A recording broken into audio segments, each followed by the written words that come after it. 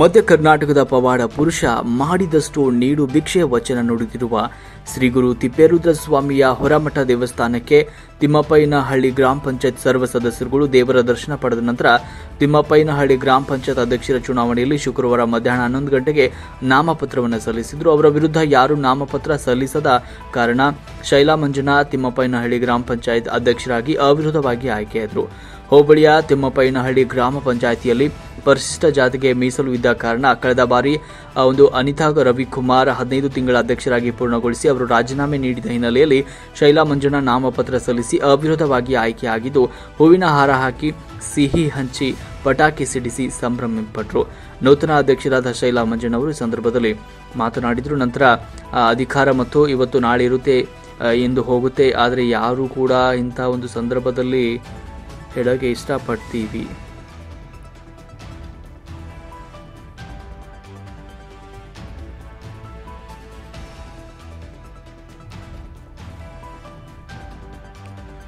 ನೂತನ ಅಧ್ಯಕ್ಷರಾದ ಶೈಲಾ ಮಂಜಣ್ಣ ಈ ಸಂದರ್ಭದಲ್ಲಿ ಮಾತನಾಡಿದರು.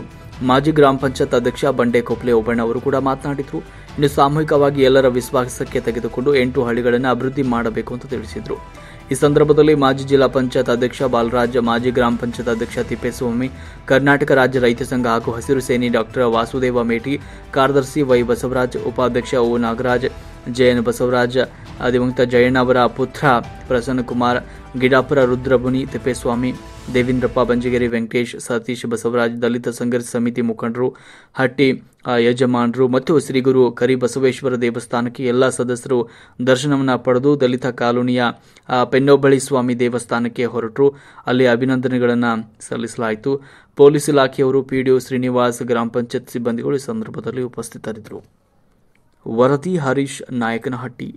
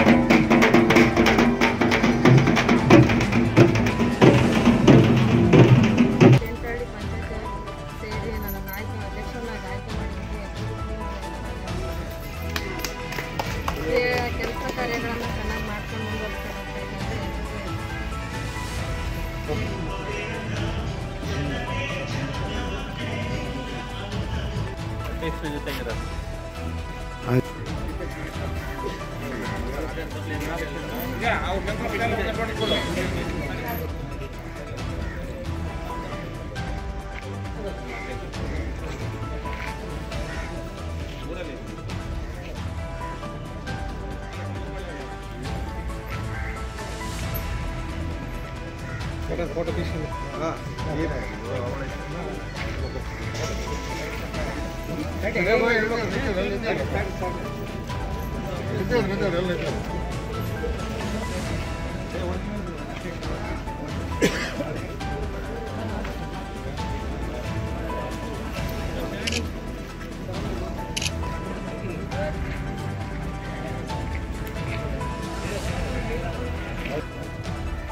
ತಾರೀಕು 1ನೇ ತಿಂಗಳು